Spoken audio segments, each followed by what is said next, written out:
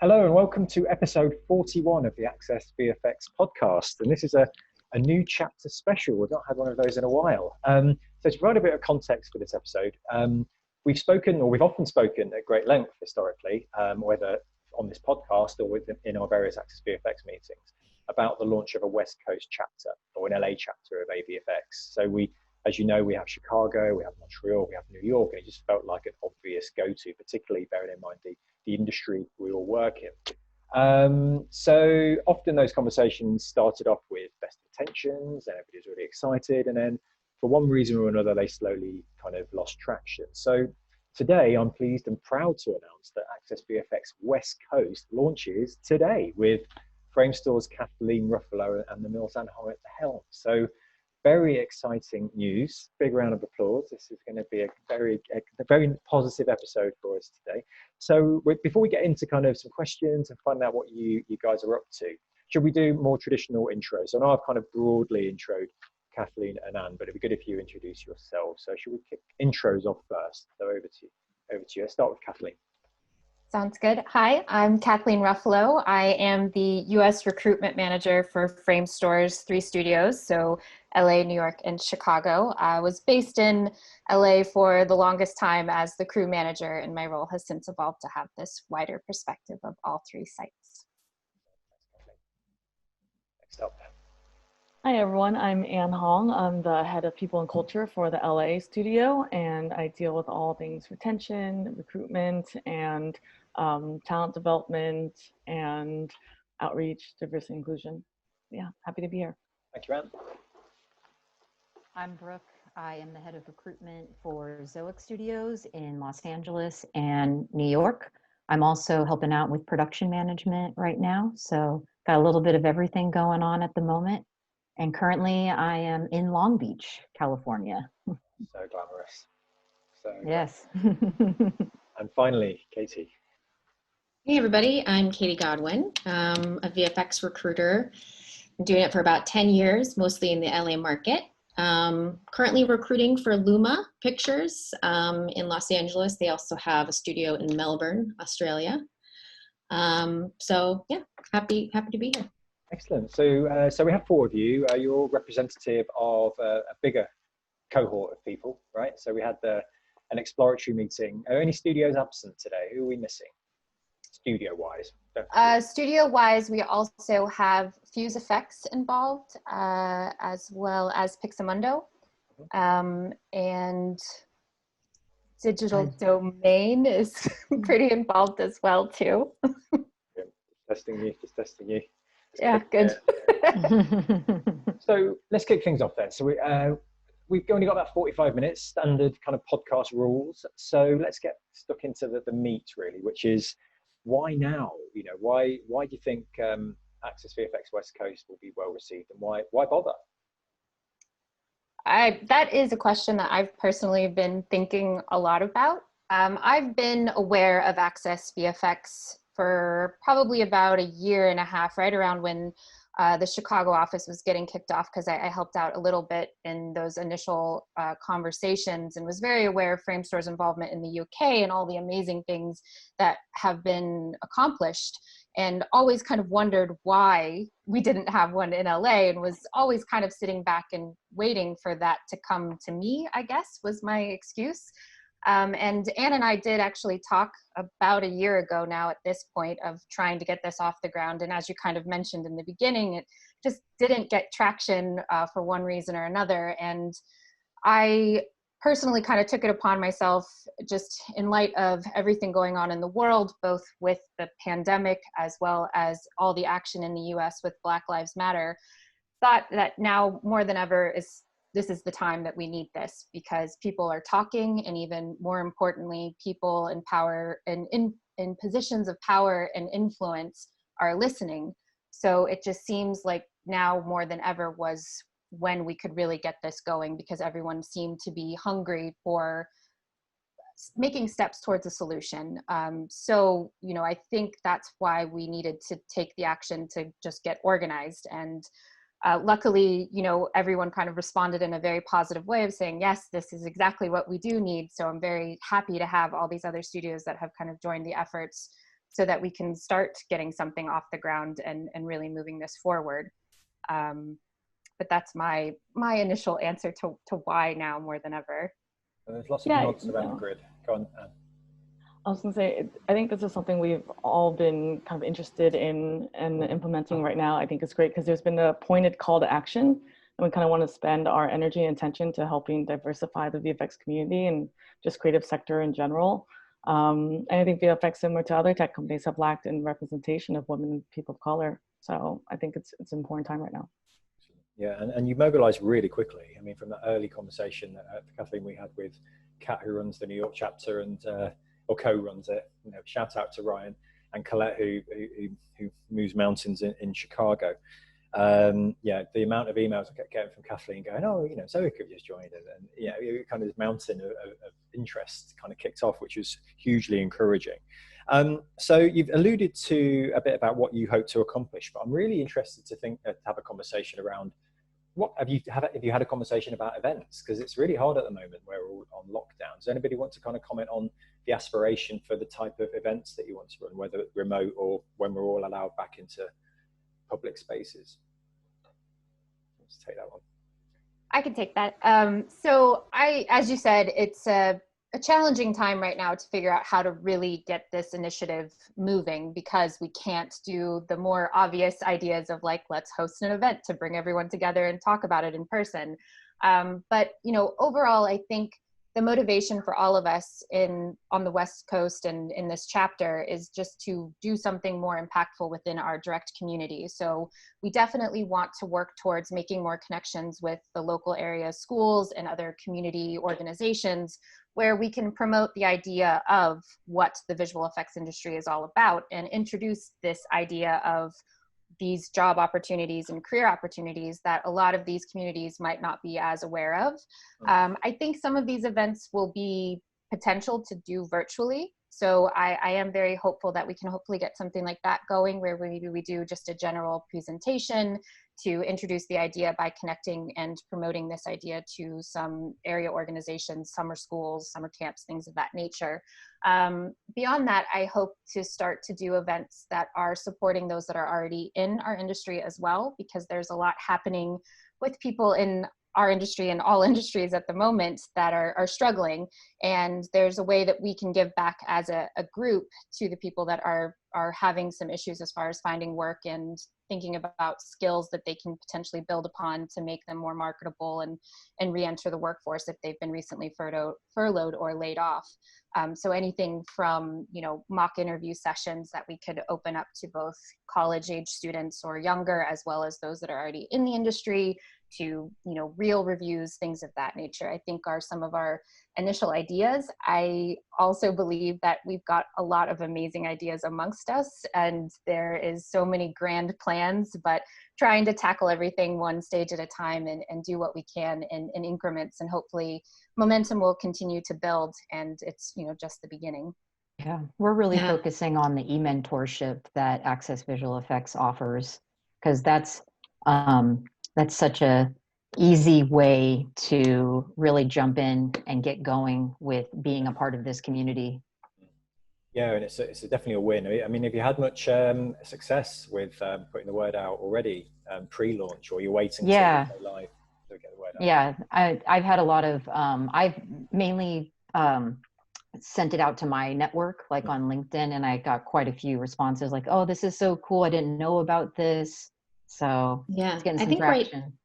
Yeah, agreed, Brooke. I think right now, one of the things is really just spreading the word, because I know I'll speak for myself. I'm sort of new to learning about Access VFX, and a lot of people in my network are as well. And I was frankly kind of relieved to see that this dialogue has, you know, been ongoing, and you know, now just sort of spreading the word and getting people involved. And the e-mentorship piece of it has been, I think, especially interesting to a lot of the more senior level artists working in LA, supervisors who want to be a part of it and just don't quite know kind of what angle to kind of jump in. So yeah, I think the e-mentorship, and then I think further to what Kathleen said, also the mock interviews and real reviews. I think we're also getting a lot of traction there. People just genuinely want to be a part and want to give back. I think we're all feel a bit hopeless watching the news. So this is a great place to get going. Yeah, you're absolutely right. And I think the mentoring platform and just the fact that Access VFX has been running for about 3 years now is a great foundation for Access VFX West Coast. You know, the mentoring platform is there, it's available, whether your mentees or mentors to sign up. And if we can use this podcast as an opportunity to get a conversation going with the market, for the LA market, whether it be industry or talent trying to get in. Because one thing I'd like to ask you all about is there anything that makes the LA market unique as an industry? What should people expect from the LA kind of roles and the LA kind of industry? Because Access VFX was originally built on the UK challenge, that there's the assumption that all the VFX work takes place in LA, in Hollywood, right? And you couldn't work on a Spider-Man movie, but for example, down the road in Soho, which obviously isn't the case. So what's the message you're sending to potentially aspiring talent on the West Coast of America? What you're trying to achieve there? No, I think one thing that's great about the LA market reflects the diversity of LA, because there's film, TV, commercials, games, animation, VR, like anything that you're remotely interested in, you can dive deeper in, because there's a lot, when work at a big studio or like a smaller post house, I think the diversity is there. So, whether I think people want to be generalists or specialists, like there's room for that, and you don't have to like choose one or another just because the landscape doesn't have to dictate that for you. You can kind of choose what you want to do, which I think is really special. There's a lot of new technologies too, like augmented reality and things of that nature, like that expand out from visual effects. It's just a really, really wide mix in Los Angeles.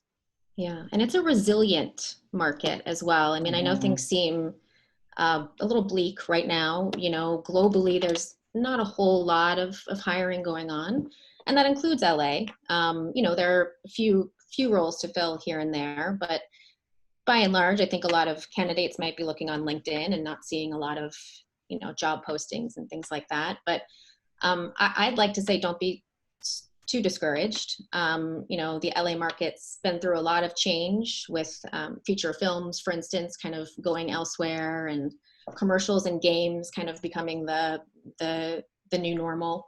And so I think it's there are, like Anne said, so many different opportunities here, and there are so many talented people and so many studios that I think the opportunities will start to come back again soon. Thanks. And in terms of the outreach market, I guess what it's like on the West Coast to attract talent, is it just about attracting the people, people who work in the jobs, or are there challenges around kind of parental attitudes? Is there a piece of work to be done with schools, do you think? I mean, what's the market like in that respect? Is there a piece of work there? I think there is some work that still needs to be done, because from my perspective, I felt like when I was younger, I had no idea this industry was a part of the entertainment industry at large, right? I understood that movies were made and kind of just assumed everything was in this one lump category, never really realizing visual effects and animation and advertising and everything related to it were all kind of in this separate pool. So I do think there's some effort to be made to get the information out there about visual effects in particular. I think we're quite fortunate in Los Angeles, since the industry is so prevalent here, that people are pretty aware. It's more about getting a little bit further out to those communities that might not have their classmates whose parents are producers or DPs or whatever. They're a bit more in the know of the ins and outs of the industry. I think it'll be important to communicate that there are these opportunities, and there's so much more beyond being an artist, because I think that's often a quick assumption, is like, I'm not artistic, so I could never work in visual effects or post-production because I don't want to edit. But there's so many other jobs that support the machine, if you will, and everything that's involved in what we all do in our roles, which are still very much a part of the creative process without actually physically making any art ourselves directly. But there's so many other facets to what we do beyond those more obvious positions within the industry. So it's about educating people that, oh, you could explore this route and it might take you in a new direction, and you might one day become a recruiter or a talent manager, or even a producer if that's something that you're more interested in, or work in sales, and all the other aspects that kind of connect the dots and make the greater efforts move forward. And that, I think, is part of what we need to do in the education process of getting people interested in the opportunities. And there's a lot of tech roles too that people might overlook when they're studying computer science, and not realize that they could be in a creative industry while also still doing a very technical role as well. One thing Yeah. I noticed back before COVID, I would do studio tours for schools, and one thing that would be amazing to like expand and branch out more is like invisible visual effects. We would show them set extension reels and these things they didn't even realize were jobs or things that were needed. You know, there's an understanding of shooting something on a green screen, but then what's the process like after that? So yeah. I've always enjoyed events where we talk about the non-superhero stuff. You know, there's no aliens or explosions, and some of the most VFX heavy shots are, you know, comping in houses and post boxes and trees and crowds. Yeah. And there's so much more to it, isn't there? Yeah, we would bring like our in-house map painter in and break down how you would, you know, create a background, and it would just blow these kids' minds. You know, it was stuff that they didn't even realize could even be a career choice. It's so cool. Yeah, definitely. I think, you know, showing like behind the scenes, it's always like, you know, when you kind of see students come in who have no idea and they're just like, that's visual effects, that, you know, they go, that's fake, that's fake. It's just really fun because, I mean, I think, you know, with all like films and like Marvel films and everything, everyone's like, oh yeah, that's such bad CGI or whatever, you know, but then when they realize that this is actually like a career path that they can actually do, I think that's really eye-opening, right? Because, you know, when you talk about film, you talk about the producer, the director, and the actor.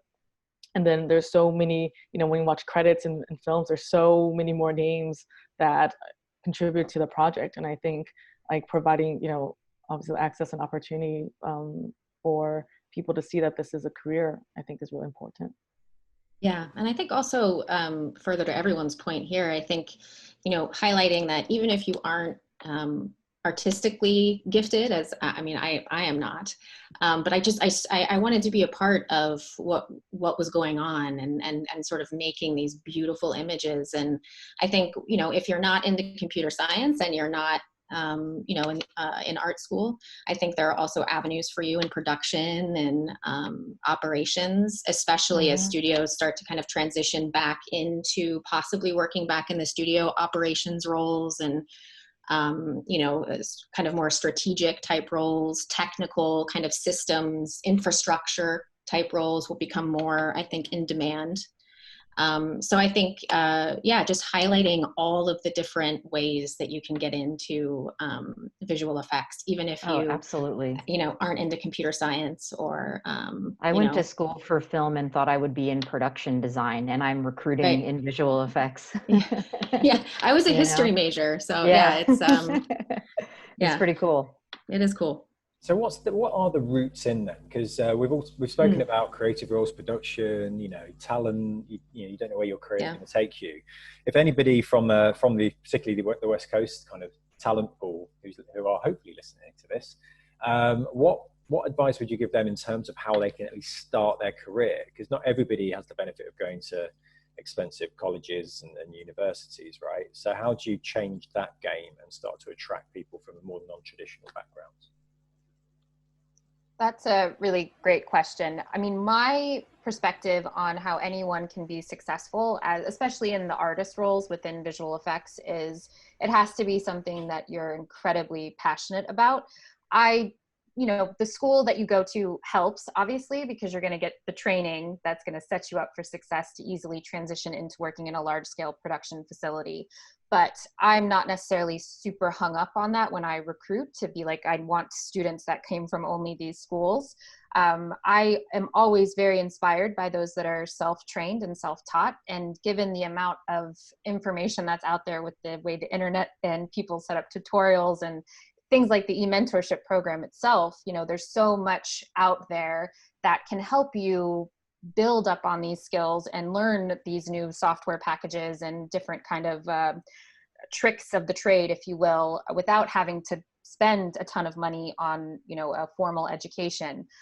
So taking advantage of that and making that your number one priority is what I think leads people to having very successful careers in the very beginning, because it's a competitive industry. I don't think we should tiptoe around that fact. You know, to be working in some of these top level studios, you're up against a lot of people competing for only a few open positions to work on, you know, the movies that everyone loves and the ads that everyone remembers.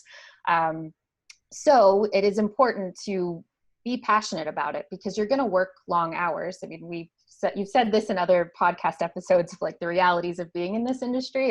It's very demanding, and you have to really love it to want to put up with that day in and day out. You know, the back and forth you'll have with the clients, you know, the kind of hours that you might be expected to do, the weekends you might be called in to work on, and that has to be something you really love. So taking advantage of the information that's accessible to you just through online forums and, you know, just working at your craft day in and day out, I think is quite essential to really getting into the industry. Then beyond that, you know, it's the networking, which was always one of the things I hated so much when I was trying to get my first jobs moving out to California. Was it's the who you know, not what you know attitude, but there's truth to that, to be honest. So it's taking advantage of any kind of opportunities that might be, you know, virtual get-togethers at this stage, but if there are meetups and going to those things and getting your name out there and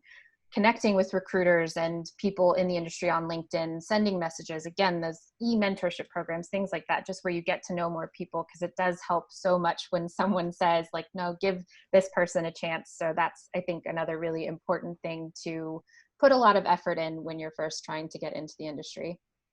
Yeah, education is such a personal choice, you know, based on the resources that you have available to you, you know, so there are going to be folks that cannot afford to go to a Gnomon or, you know, a visual effects like school, where YouTube is going to be your best friend, and you are, you know, you've got an internet connection and you've got, you know, a student copy of Maya or Nuke or whatever it may be, and you're learning on your own. So it's really going to just depend on, you know, your personal circumstances.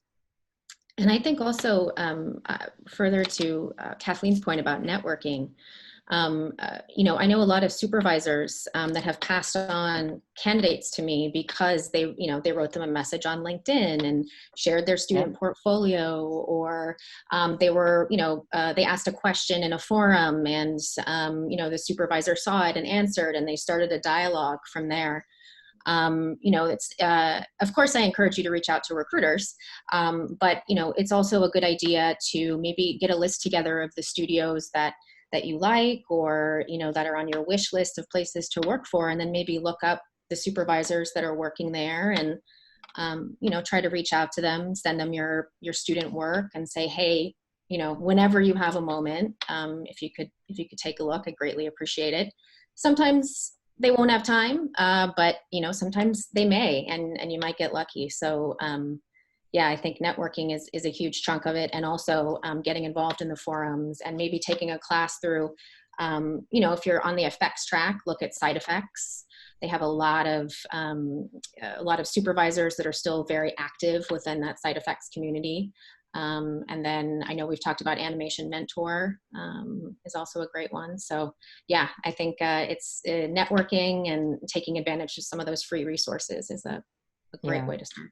Absolutely. Yeah, I think there's like, go in. No, Sorry about that. You go, Brooke. No. I was just going to say there's a plethora of resources out there now. And I think we've come a long way since, you know, maybe when we started, when there's like reels on DVDs and everything, you know, like I think a lot of reels are out there now, and there's a lot of information that you can get. And like, you know, I think a lot of like ArtStation, and there's so many resources for people who kind of want to get in to see if you really like it, because sometimes you're like, oh, I think I really want to be a modeler, and you get into it like, oh no, I actually like texture painting, you know, or oh no, this is a good point. This is not it. Right? Yeah. So I Right. think like trying the different routes too to see what you like is really important, because like Kathleen mentioned, the passion is really key, and you can tell if someone's passionate about their work or not, because to get to like, you know, if something's at 80% to get to 100%, like that's going to be the passion that you really see there. Absolutely. Great point. I think the networking theme is really interesting, particularly with Access VFX, because one thing I found working across all the different networks is there's a community there like no other industry that I've ever worked in, really. You know, across animation, visual effects, and games, there are conversations that happen. And particularly at the moment, because I mentioned in the last episode, there's a number of people who unfortunately lost their jobs or are furloughed during the current climate, and people are reaching out to different members of the Access VFX team, and there's no BS there with those conversations. Like people, you know, Access VFX has always been a group of competitors working towards a shared goal, and there's something really, really strong in that. You know, there's a real sense of a network that can be your network. I mean, I've opened events with the slide "Welcome to your network," because you always get accused of, you know, it's all about who you know. Well, you know these guys now. You know, these are people you can connect with, and through the mentoring platform, and you were talking about kind of, you know, people kind of, you know, learning some of the basics through all the free tutorials that are out there and access to software. You can use your mentoring platform to get feedback in real time. So you've got this huge network, and then you've got the network of mentors who all live on the Slack channel. So when you sign up as a mentor, you're connected to all the mentors across the UK, Montreal, New York, Chicago, now LA. And you can go, hey, my mentee is struggling in this area, and you've got the ear of all the mentors. I mean, it is just like layers and layers of a network that can support you, right? So I think it's important to, I'm glad you brought that up, actually. It's a really, really key point to make. My question was going to build on what I was talking around. So Kathleen, you're talking about kind of what it's like to work in the industry, and we've talked a bit about roots in. I want to talk a bit about whether there's the pros and cons of coming in as kind of like a staff member, because when we think about working in any industry, it's always about you apply for the job and then you become an employee of that company. But we know that visual effects, particularly production and creative roles, there's also a pretty decent career in being a bit of a nomad. You know, you kind of, you know, move around wherever the projects are and whether the shows are. And I've got a friend who works in visual effects since we graduated back in the late 90s, and he's gone all over the world. So I just wanted to kind of have a conversation around, you know, not necessarily recommending a routine, but probably what are the pros of both. You know, what should people be considering a more freelance life versus a staff gig? Let's take that one. I can start. My point of view on both is that they have a lot of pros and cons on both sides. I usually recommend for those that are just starting their career to try to get in as staff if they can, if the opportunity is available, because you'll see a lot more hands-on mentorship from the seniors within that company with a junior artist to really help them build upon some of the skills that they might be coming in with. Whereas if you start out freelance and you're jumping around from lots of different studios in the very early part of your career, that's not, again, a bad thing, but perhaps getting a little bit less of that kind of nurtured experience of really having someone walk you through the process of how to really improve as a particular field that you might be in as far as the disciplines. You know, obviously one of the clearest benefits to being staff is the stability, because freelance is a tough game in itself. It's kind of that constant hustle, which I think there are some people that are more inclined to that kind of lifestyle and always making those connections and trying out new studios and moving from one place to the next. Whereas if you're staff, you're obviously going to settle in a little bit. The benefit of freelance is that you're going to have more selection of the projects that you're working on, in theory, especially as you advance in your career and you know, gain more experience, that you can say like, oh, I really want to only do car commercials. So you can kind of focus your search on studios that are focusing on that kind of work. And then you can pass on a project that might not help you build upon the work that you're really aiming to do. Whereas once you're staff, you don't get as much say on what kind of content they're putting you on. It's more about availability. Not to say that that isn't something that each of these studios is going to try to always cater to, but it's not as flexible, as well as your schedule is going to be far less flexible. When you're a freelancer, you're in charge of when you're working and when you're taking a vacation, whereas once you're staff, you know, you're going to be getting approvals through a few different channels, from scheduling teams to your direct manager.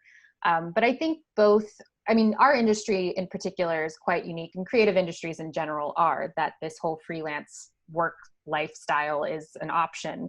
And I think there's a lot of benefits to that, you know, for the kind of creative exploration and potentially having more freedom to do some of your own projects on the side that, you know, you wouldn't be able to do if you were kind of stuck in a standard 9 to 5, not that any of us work 9 to 5, but if we did, and that's kind of the beauty of freelance in that regard. But I, you know, again, think staff is really great for finding a place that you really feel at home in. And I think there is a lot of benefit to that, because every studio is unique as far as their culture and kind of the content that they're creating. And, you know, the people are always going to be a little bit different, but generally speaking, the visual effects industry as a whole seems to be a very embracing and collaborative industry. So you'll always get that, I think. But, you know, being staff gives you that opportunity to really build a relationship. And then hopefully as you advance in your career, you're going to help build a team, and you know how you all work together, and you're going to get more efficient in your process and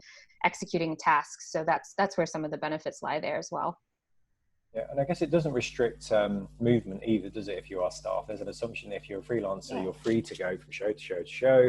Whereas if you're staff, you know, you're tied to that studio, and there's no reason why you can't do 3-4 years at a facility and move on. And that's what's lovely about the industry, is that there is that kind of ebb and flow of talent that, you know, you might come back kind of 6 or 7 years later, you know. So yeah, that happens all the time. Right? Yeah, I've seen it for sure. Katie, you're on mute. Well, hello, there I am. Sorry about that. I also wanted to add, you know, that it is well, my thought just left me now with that mute unmute. So we'll have to come back to me. Back to us. I'll jump in. You know, I think, yeah, I mean, at the mill, like we're like 85% staff, right? Because we work on commercials and so fast paced that we believe that it helps with collaboration, creativity, and communication. But it just depends per person, you know, like if you like moving around and seeing how different pipelines and different studios work, you know, and sometimes it might be like a Goldilocks thing where you're trying out all these studios and you find one, you're like, hey, this one like actually feels really good and really works with like what I get to want to work on, and you like the culture, and so then you stay, right? If there's a potential for that. So I really think it just depends on the person. Yeah, and we're like, I was going to say we're opposite of the mill. We're primarily freelance at Zoic LA. Yeah. So if we have a lot of awards, we staff up. Once we deliver everything, everybody releases out and they go to these other studios and they work there, and then they come back to Zoic, and it's just this kind of like revolving, you know, like mix of folks.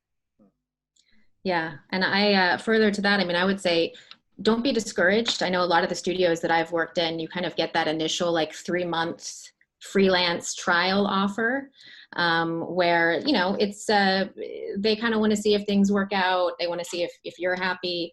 So oftentimes in the LA market, you're not going to get a staff offer right out of the gate. You'll probably get a freelance contract to start, see how things work out, and then oftentimes something longer term will come from there.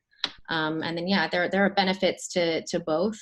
But yeah, I would say I've had some interactions with junior artists that get very sort of concerned with that 3 months. What does that mean? And oftentimes that's just sort of a initial kind of, oh, we want to see how things work out. And because good and bad, the LA market is so flooded, sometimes studios feel like, well, it's a competitive market, and so a lot of times they're not necessarily willing to make that commitment up front. So don't be discouraged.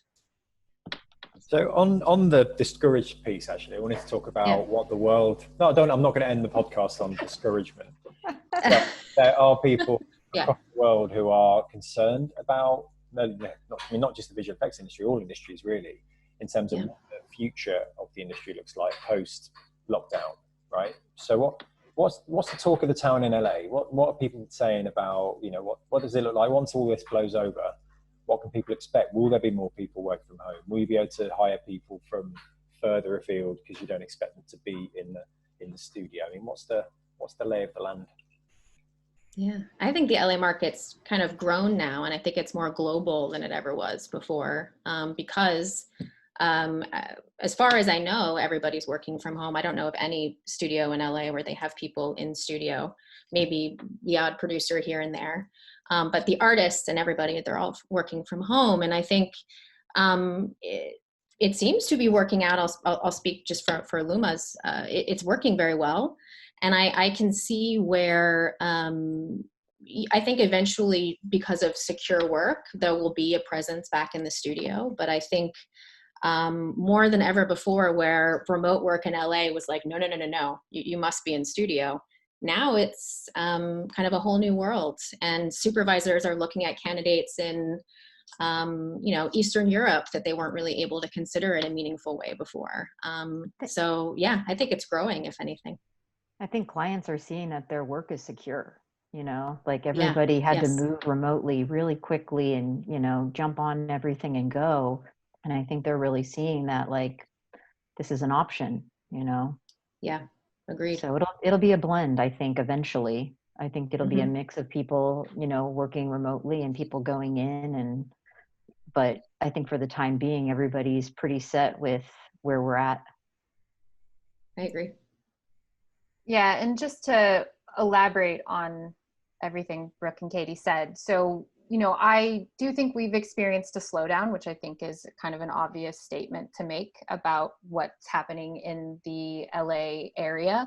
And honestly, across the board.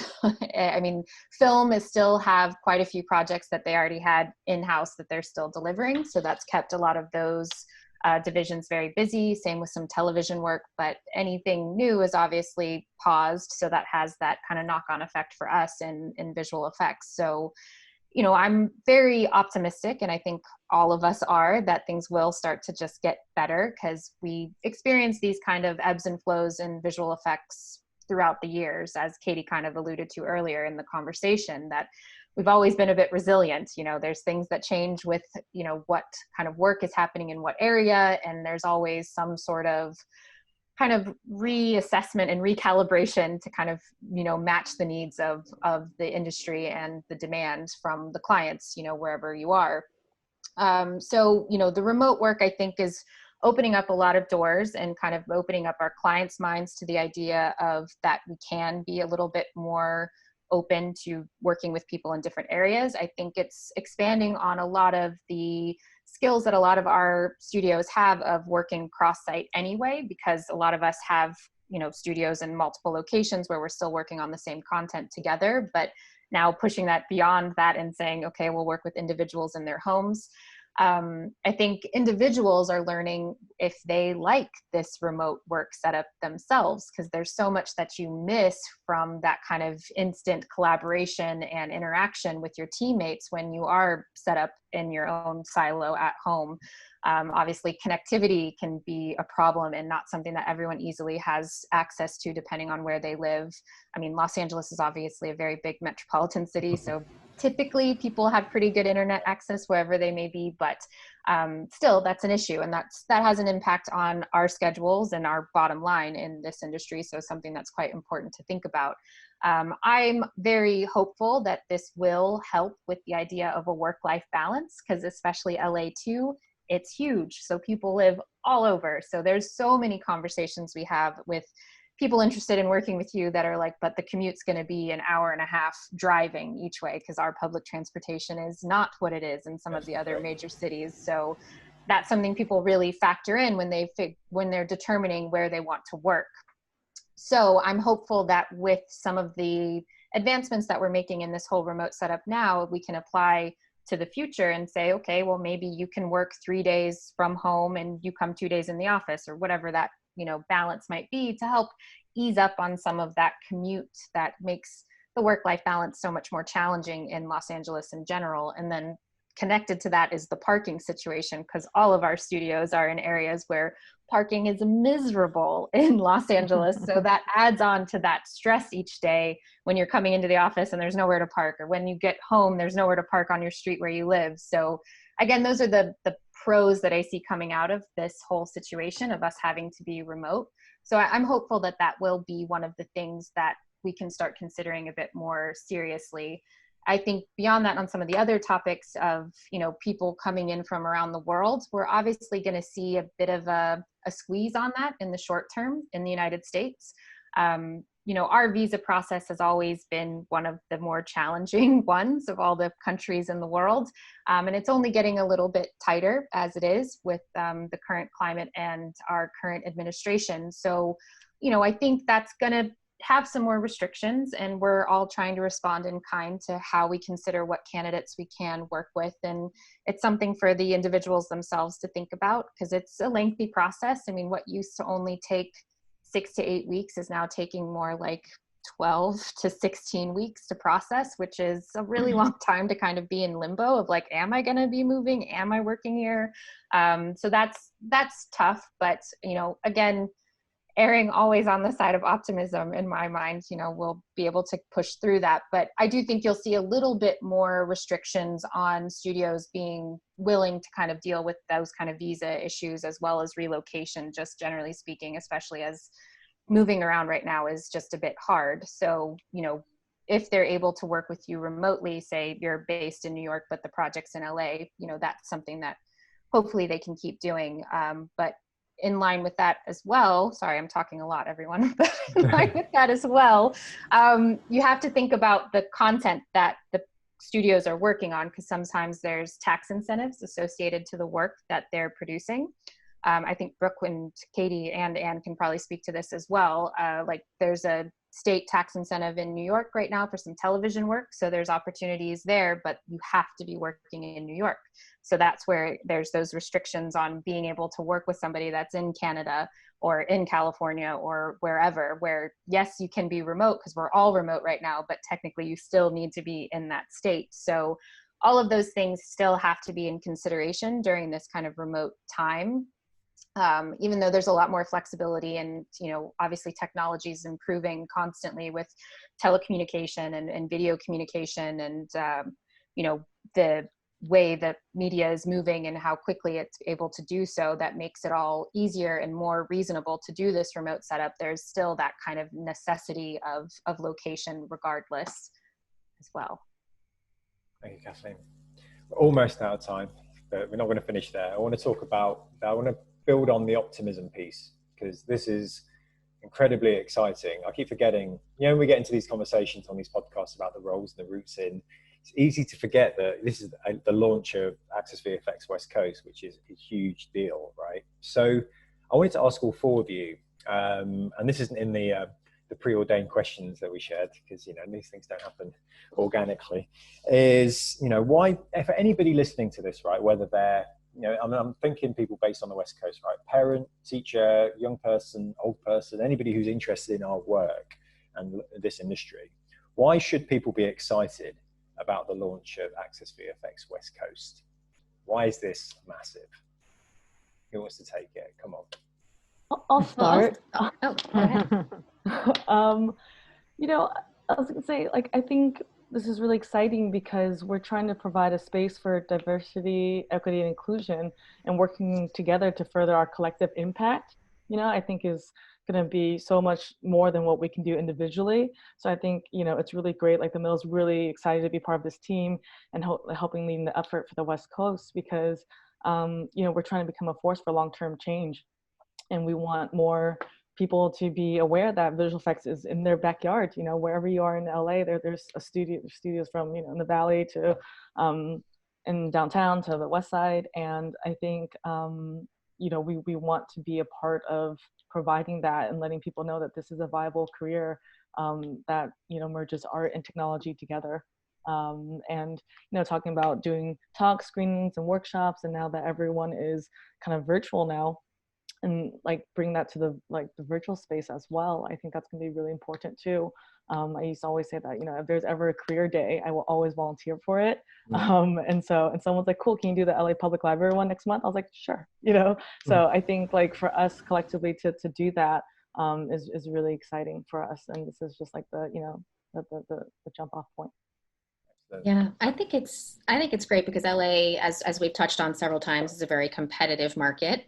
And so I think it's really powerful to see studios that are normally competing with each other, whether it be for work or for talent, that it's an opportunity to collaborate in a really impactful way. I think recruiters, I don't really include us in that competition because we're always sharing resources when it's appropriate. But I just think it's exciting that this dialogue is happening. Like I said earlier, I'm new to Access VFX and learning about this great organization. And so, I'm quite frankly relieved that this conversation is going on, and I'm happy to be a part of it. Yeah, it's really great that Access Visual Effects on the West Coast is now creating that accessibility to visual effects. Yeah. And then from that, you gain that sense of belonging in the industry. And that's amazing. Super stoked. Agreed. Yeah. Kathleen. And just to piggyback on things that have already been said, but I've kind of been thinking about this almost like Captain Planet, where it's our powers combined can create this amazing force that can actually make a difference. And that's what's so exciting about everything we're doing to me. And it's exciting to have the West Coast chapter because it's incredible that it hasn't existed yet. And so the fact that we're finally organized and going to make some effort and stop just talking about it and actually put actions together and do something that will have an incredible impact, hopefully for the short term and long term as well. Excellent. So we should finish on, that's a great place to finish, but I also want to finish on how people can get in touch, right? Because I'm hoping this is going to have a nice reach. We're not like number one on the podcast charts by any stretch, but we have a decent reach. Not yet. Climbing up there. Yeah, exactly. But I just want to put it out there. If anybody's listening to this, they can get in touch via the website. So we have the contact us page.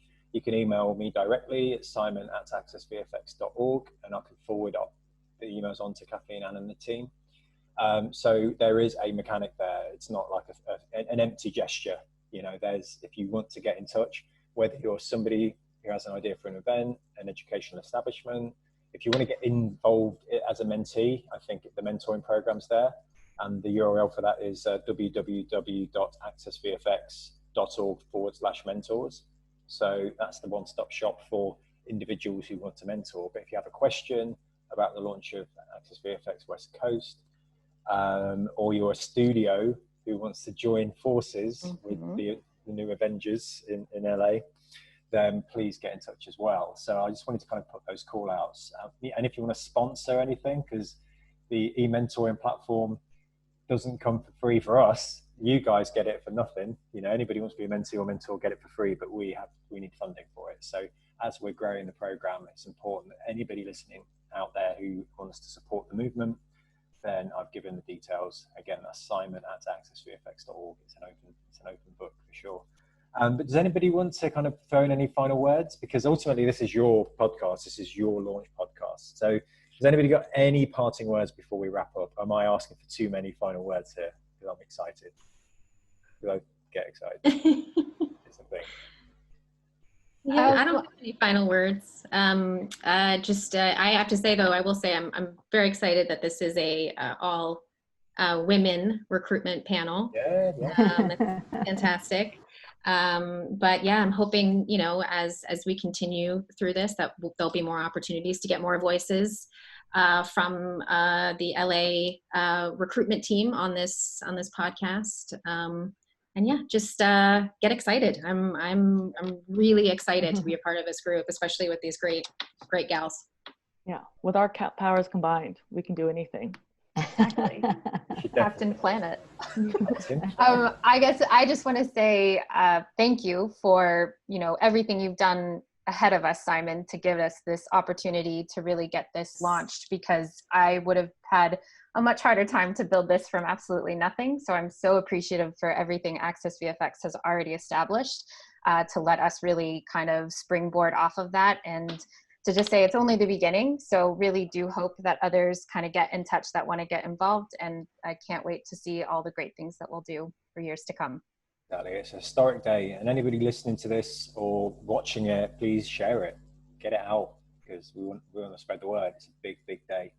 All right. So this brings us to the end of another Access VFX podcast. I want to say a big thank you to Kathleen Ruffalo, to Anne from the Mill, to Brooke, to Katie, and obviously the whole Access VFX West Coast crew, who I won't go through all the names because there's a lot of them. But if you want to get in touch, please get in touch. It's an open offer, and thanks for tuning in. And we'll see you on the next one. Thank you. Thank you. Thanks, Simon. Thank you. Bye. Thanks, y'all. Good to see you.